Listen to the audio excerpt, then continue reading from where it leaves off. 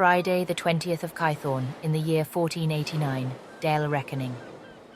Dear Journal, I'm writing this as our voyage to Saltmarsh is about to draw to a close. I woke up all dishevelled and a blunder this morning, as my recurring dream returned once more, but with a new twist at its end. It started with usual vision, the four of us standing on the shores of Saltmarsh, and the ocean waters are swaying.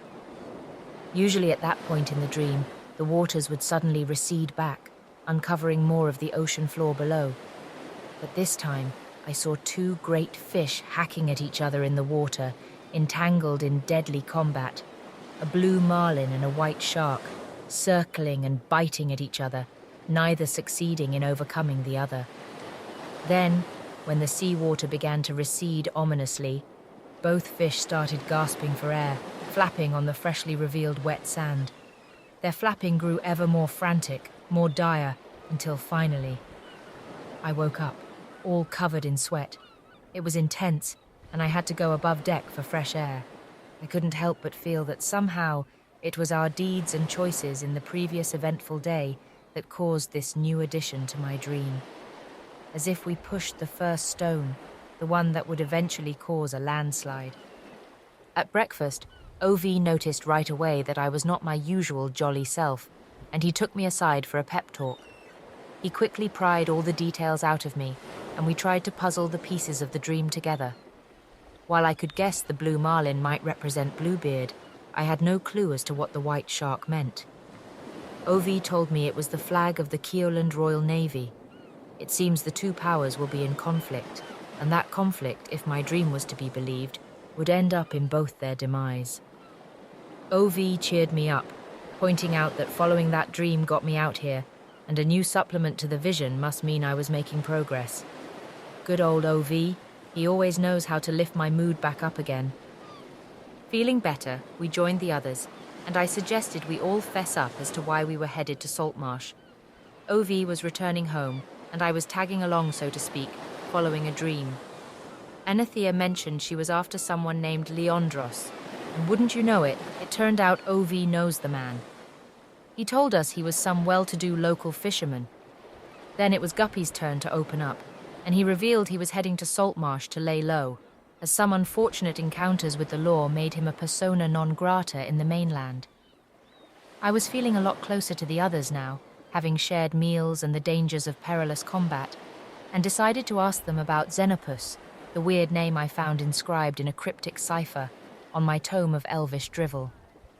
To my surprise, while no one knew exactly who he was, all three of them had heard the name before and knew something about him.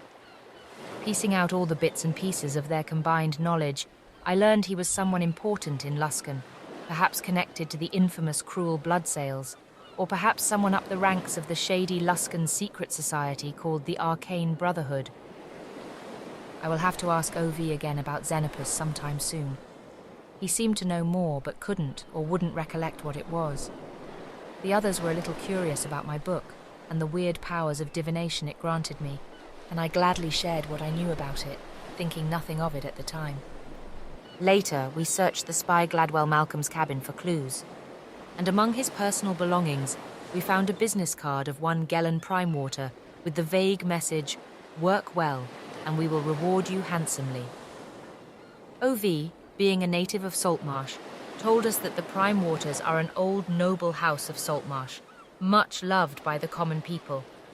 It seemed they sided with the traditionalists, maybe even financed Bluebeard, and conspired against the Keoland crown. Afterwards, Anathea convinced the captain to let us keep the stick of staying with us, so we can deliver it to its destination. As she left his cabin, I went in and reminded the captain he hired us to prevent an attack, and that we did just that. He paid us with a few gems, and with promises of more treasure once we delivered the artifact. As I was going out of his cabin, Anathea cornered me in the corridor, deftly holding my shoulder and pinning me to the wall. Her face turned dark.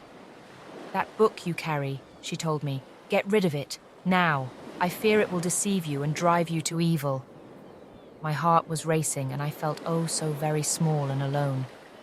It was eerie seeing her Aasimar face, usually so serene and angelic, now almost contorted with a look of languished horror.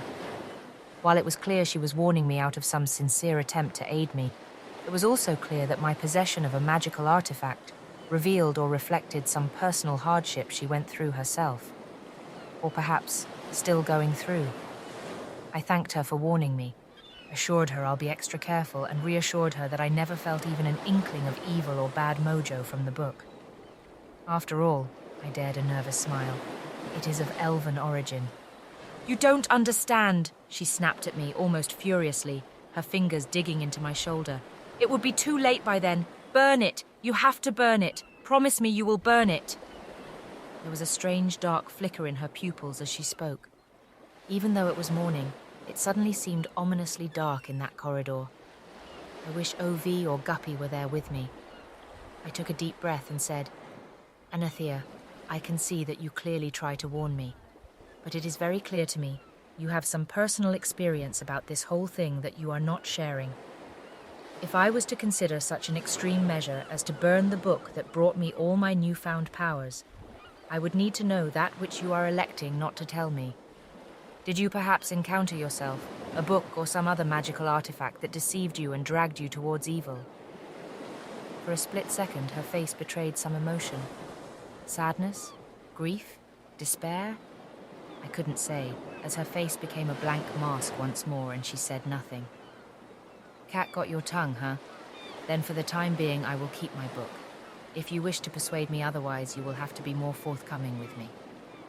I untangled myself from her grasp and walked outside to the deck without looking back, not sure if at any moment she would try to take the book away from me by force. But she didn't. Later, as the four of us stood on deck watching the island of Keoland and the port of Saltmarsh grow closer, our eyes crossed paths. Whatever dire anxiety possessed her in the corridor earlier, it was gone now. Her beautiful Aasimar smile was on me again. I looked down at the book, the tome of elvish drivel, as Grandpa calls it. Could she be right about it? But it never gave off even a whiff of evil or an inkling of bad vibe. It granted me my divination powers, and only good things have happened since.